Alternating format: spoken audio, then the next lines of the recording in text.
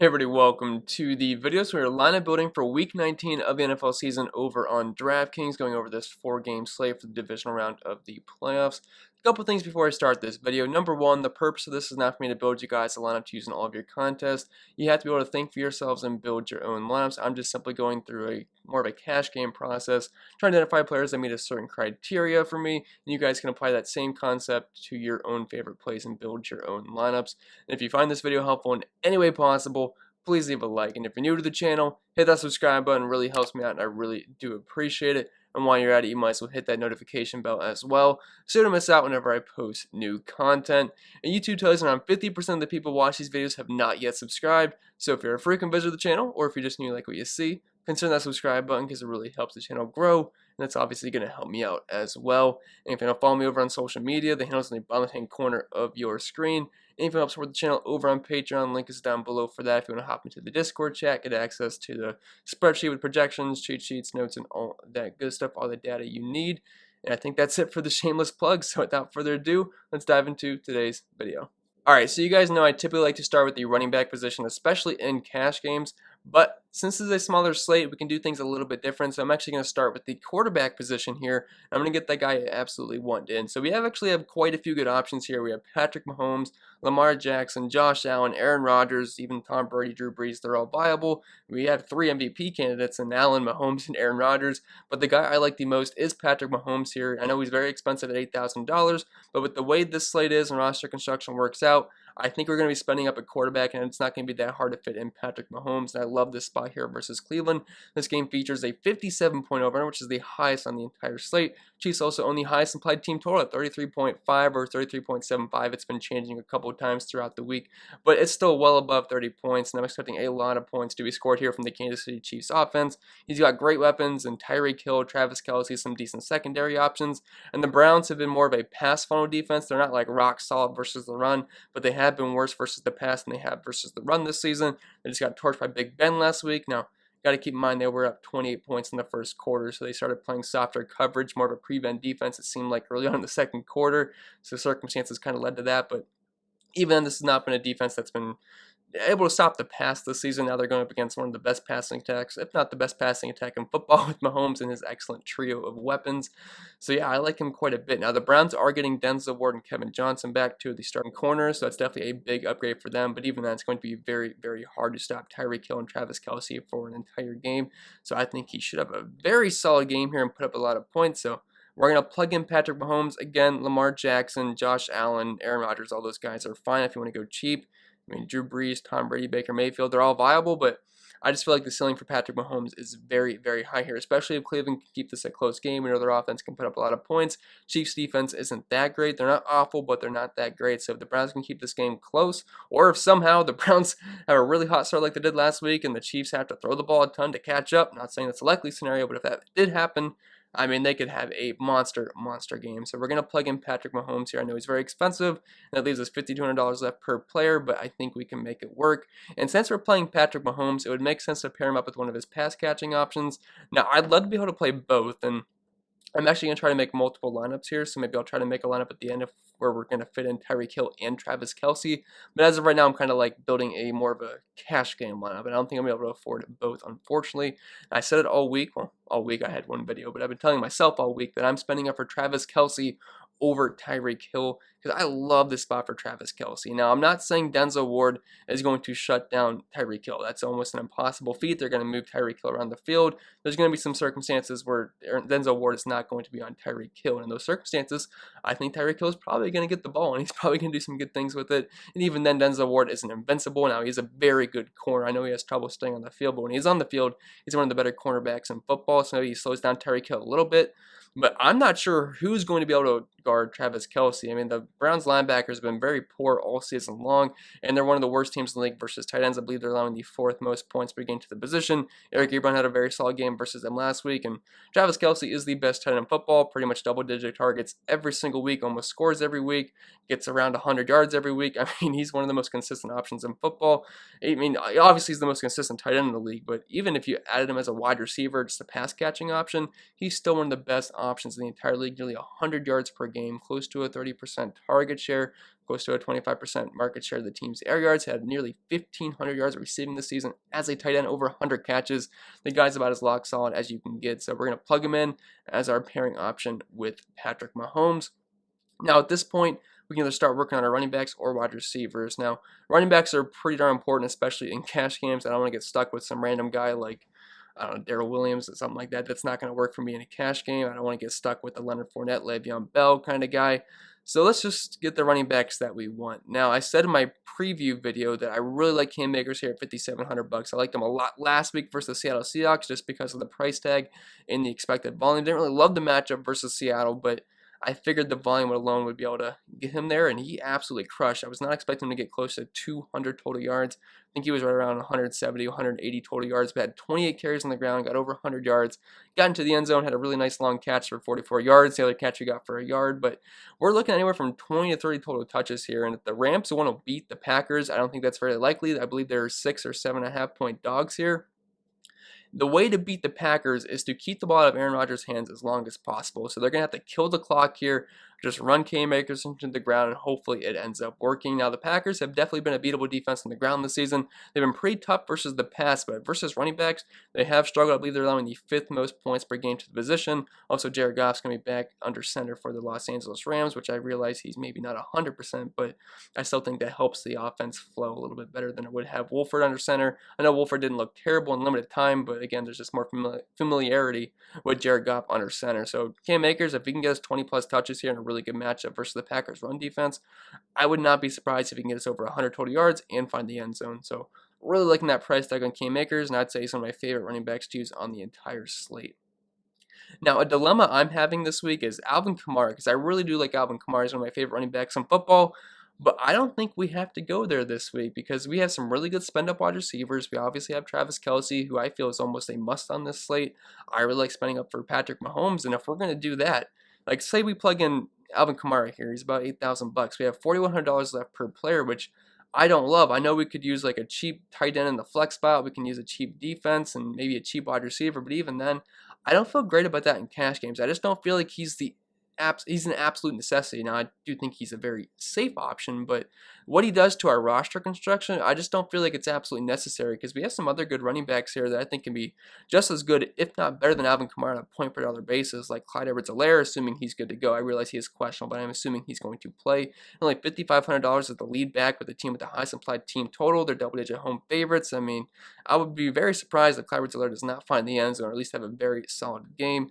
And then you even have Nick Chubb, who I think is more of a tournament option, but he's still $1,300 cheaper than Alvin Kamara in a very good matchup versus the Chiefs' run defense. We have Kareem Hunt, only $4,800 in a revenge spot versus the Kansas City Chiefs. He had a very good game last week. He's a pass-catching back. And if you do think the Browns end up trailing in this game, he could get quite a few dump-offs and pay off his salary that way.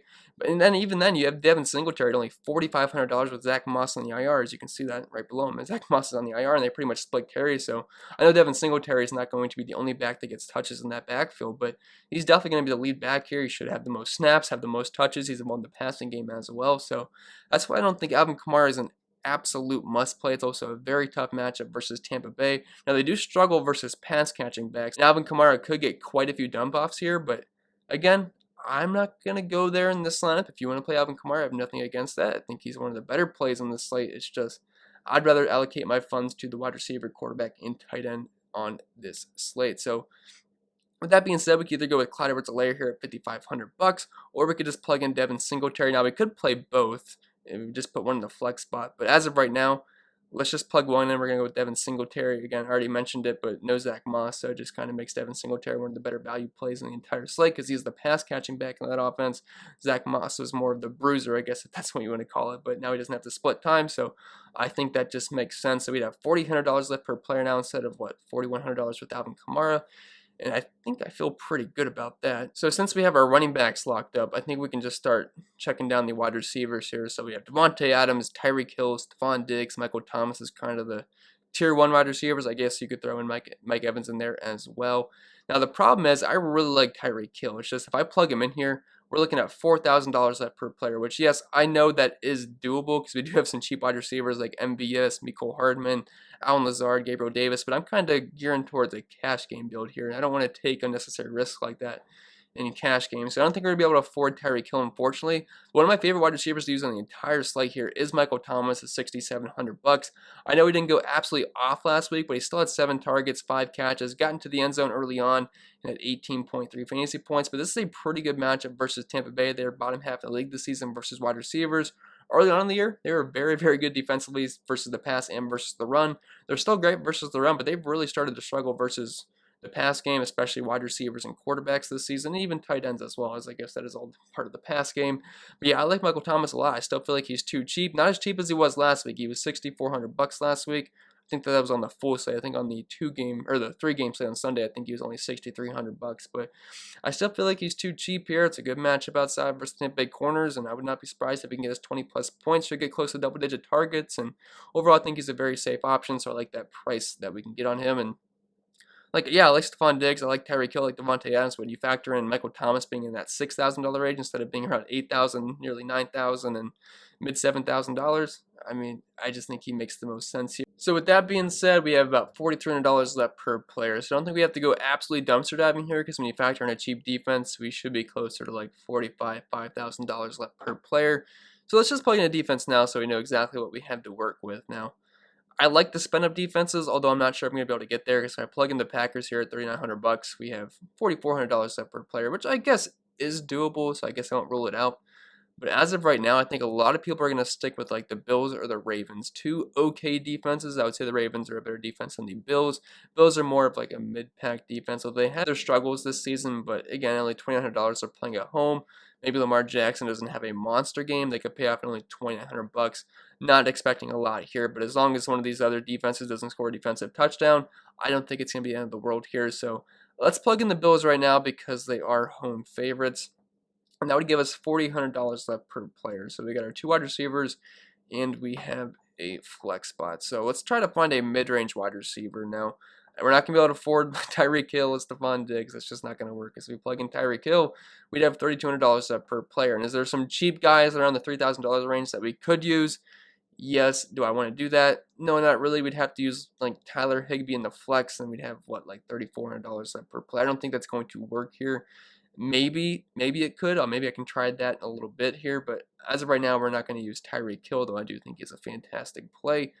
But someone I like quite a bit. He's only $5,600. That's Jarvis Landry at 50. I just mentioned, but he's mid $5,000, and he actually makes sense in our lineup because we already have Patrick Mahomes and Travis Kelce. So we have the Chiefs passing attack, and if you assume the Browns are going to be trailing this game, Jarvis Landry should push for double-digit targets here, and he's actually been very consistent in recent weeks. 8, 6, 8, 9, 10, 11 targets, and in those games he scored 31, 20, 11, 19, 16, and 20 points last week versus the Pittsburgh Steelers. Had that nice 40-yard touchdown. So yeah, at only $5,600. I know the Chiefs have been pretty tough on wide receivers this season, allowing the second fewest points per game to the position. But this ends up turning to a passive game script for the Browns. At only $5,600, he's the wide receiver one in this team. I think he can pay off that price point pretty easily, especially if he happens to find the end zone. And if we plug in Landry, we have $4,400 left per player. So obviously, again, I don't think we can afford a guy above $5,000. Now we might be able to afford like a Marquise Brown or a Cole Beasley. They're right around $5,000. That might be pushing it. But if we do use like a tight end in the flex spot, so let's say, because I did mention Clyde Edwards-Helaire earlier, if we plugged him in, that would give us $3,300 left per, well, only one player left. I don't really think that's going to work. I don't want to play Willie Snead.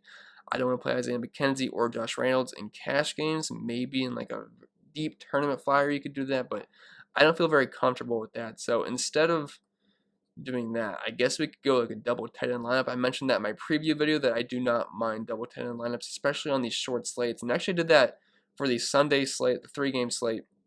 I went with Mark Andrews and Eric Ebron. Actually ended up being a really good lineup. So I think it is totally viable on these shorter slates. Don't typically do that in like, the big Sunday 10, 12, whatever game slates in the, weeks 1 through 17. But on the shorter slates, I think that can work. But anyway, let's find a wide receiver here. So I think it's actually going to be between Cole Beasley or Marquise Brown. Now, I don't like the matchup a lot for either of these guys. Cole Beasley should see a lot of Marlon Humphreys, which I don't love, but Cole Beasley has been a pretty consistent option all season long. Last week, I didn't even think he was going to play last week, but he still had 7 targets, 7 catches, 57 yards, 12.7 points. It was nothing too exciting, but he's been very involved in this offense for Josh Allen. He's been the wide receiver 2 right behind Stephon Diggs. And on the season now, if you count last week, he does have over 1,000 yards this year. So I know he's not the most exciting name in the world, but he has been pretty consistent. And only $4,900. I don't hate him being our wide receiver 3 despite the tougher matchup versus the Baltimore Ravens. And that would give us $3,900 left for the flex spot, which obviously we can't use the running back. So it's looking like we're going to have to use a tight end here. So well, I guess you actually don't have to use a tight end. You could use Alvin Kamar, although I don't like that matchup versus the Los Angeles Rams. They have a very good defense, although Jalen Ramsey is going to be locked up on Devontae Adams, so Lazard should see some softer coverage. I just don't feel like he's that safe of an option here. I mean, the targets, he gets about a handful or so of targets every game. You're not typically going to see too much more than that, so there's a decent chance he could pop off. But a guy that does get consistent targets most weeks, I know it's a tight end. People don't like doubling up at the tight end positions. I mean, you could go with Mecole Hardman, but again, that's more of a tournament play. But Austin Hooper, he's a guy that's targeted quite often for Baker Mayfield. And actually, the last week versus Pittsburgh, he had 11 targets in that game, caught 7 of them, got into the end zone, had 17.6 points. And look, the past 4 games, 17, 13, 14, and 15. I think I would take that all day at a sub $4,000 price tag. Matchup is pretty good here versus the Kansas City Chiefs. They're top versus wide receivers, but they do struggle versus tight ends. They're, I think, bottom 6 in the league versus the position. So we'll plug in Austin Hooper, and I actually don't think that's a bad lineup. So we have Patrick Mahomes, Cam Akers, Devin Singletary, Michael Thomas, Jarvis Landry, Cole Beasley, Travis Kelce, Austin Hooper, and the Bills defense. Now, if you wanted to move Cole Beasley to Marquise Brown, I'm not sure if we could get the Ravens defense. I forget if they're 2,700 or 2,800. So let's try plugging them in here, see if that would work.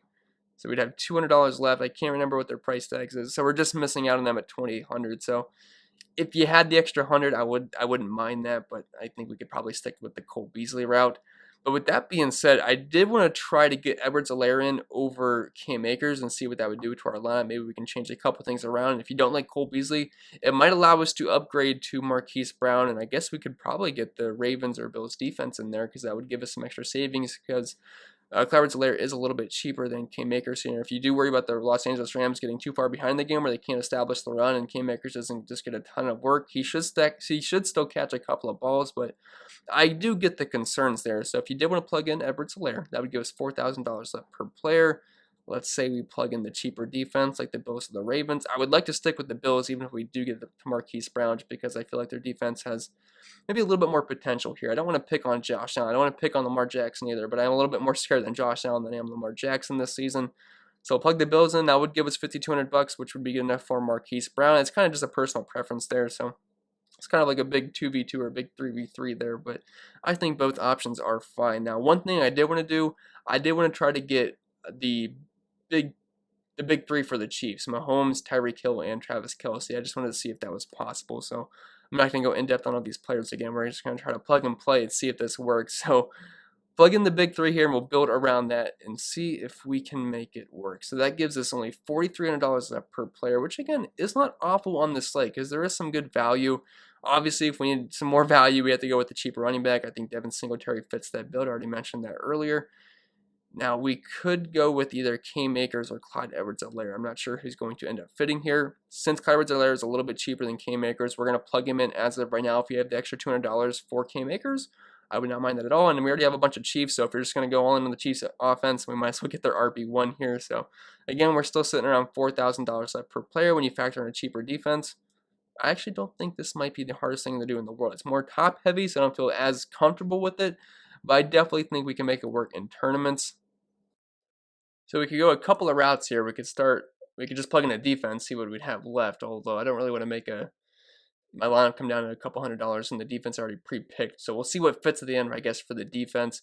We could go flex, but I think we can I think we should just keep going with the wide receivers. So I love Michael Thomas. I'm not sure if I'm going to be able to fit in Michael Thomas in addition to all those guys I already have, but let's just go with it as of right now. If we can't fit him in, I guess we could drop the Jarvis Landry and make this more of an even lineup there, but we'll plug in Michael Thomas for right now, which might be a mistake because we'd only have $3,100 left per player. So let's plug in okay, let's not. Okay, so let's find a flex. It's gonna have to be a cheaper tight end because again, we do not have any running backs in the $3,000 range. I don't like any of the wide receivers down there. So we're gonna have to probably find a cheap tight end. And I think Tyler Higbee, I believe, is $3,000. So if we wanted to go that low, you could make it work. Also, Dawson Knox is there. He did score last week, and if you just like Josh Allen, you want a piece of the Bills' offense, which I don't have any pieces of the Bills' offense, I should say the passing game, unless you want to count a couple of targets for Devin Singletary. So I guess Knox is viable. But Tyler Higbee, he's $3,000. He should get a handful of targets here. He's got his quarterback, Jared Goff. I know it was not pretty last week. He only had 1.4 fantasy points, 3 targets, 1 catch for 4 yards. I know it's not great, but just for the purpose of this lineup, we can plug it in. Now, I feel like we're going to want to go down from Michael Thomas because that does put us in a little bit of a bind here, because now we have $3,200 left to make a wide receiver and a defense. And I think we'd have to go to like a Lazard, which I already mentioned earlier, unless you want to go Mecole Hardman. But then again, we'd have like 5 Chiefs, and that might be a little bit overkill, although he could hit the home run play. But I don't want to go that many Chiefs, so let's just plug in Lazard here. We'll hope Devontae Adams just gets shadowed by Jalen Ramsey the whole game. Maybe he gets some softer coverage, gets a couple of targets, turns it into a touchdown. It could certainly work out. Do I feel comfortable with it? No, the Rams are great versus wide receivers. I think they're allowing the fewest points per game to the position, but just for the purpose of this as of right now, let's do it. And that would give us $2,600 left for a defense, which we could either go the Browns or the Rams. We have a full-on Chiefs stack, so it would make 0 sense at all to play the Browns defense. So we'll plug in the Rams here, even though I do not want to pick on the MVP himself, Aaron Rodgers, more than likely, but I don't feel that great about it. So I think we should actually drop Michael Thomas, because this just feels a little bit too top-heavy here, because I don't really want to play Higbee or the Rams defense, or even Lazard. So if we stick with the mid-range wide receivers we used earlier with Jarvis Landry, Cole Beasley, I feel like this is a little bit more doable. We still might have to use Tyler Higbee, but at least we're not using Lazard in there as well. So yeah, $2,800, we'd have to use a cheap defense. We might have to go all the way back down to the Rams, which I know doesn't feel great. Maybe we can make the Bills wouldn't work, because that would give us close to $2,500 left. So I guess we'd have to use the Rams, and that gives us $3,100. So again, we're stuck with a cheap tight end here. It would either be Dawson Knox or Tyler Higbee. If you hate Tyler Higbee, which I totally understand, you could get Dawson Knox here. He's been getting decent targets in recent weeks, and only had 3 last week versus the Colts. But before that, 8, 4, 4, 7, 4. I mean, it's not great, but again, he's only $3,100, and the points haven't been that bad relative to his price point. So you could plug in Dawson Knox over Tyler Higbee here, and I wouldn't be too upset about it. Again, this is more of a tournament lineup, and obviously none of this is concrete. I'm just messing around down here. None of these are guaranteed for me to be using. We're just trying to see how roster construction looks like, but you'd have Mahomes, Singletary, Clyde Edwards-Helaire, Tyreek Hill, Landry, Cole Beasley, Travis Kelce, Dawson Knox, Rams defense. If the Chiefs happen to absolutely pop off, this does certainly have some upside, but it is pretty top heavy. I don't feel that great about it in cash games. So I feel like I'm going to be sticking with only one of the Chiefs pass catching options in cash this week. In tournaments, you can go crazy, because that's why it's a tournament lineup. But anyway, guys, that's going to be it for this video. So I hope it was helpful. If it was, make sure you leave a like. And if you're new to the channel, hit that subscribe button. It really helps me out, and I really do appreciate it. You're going to follow me over on social media. Handles at the bottom corner of your screen. And if you help support the channel over on Patreon, link is down below for that to get access to all the sheets, the notes, the projections, the cheat sheets, the Discord chat, all of that fun stuff. I do cover other sports other than the NFL. It's all in the link down below to give you all the information that you need. But I think that's pretty much it. So I'll see you guys in the next video, and I appreciate you watching.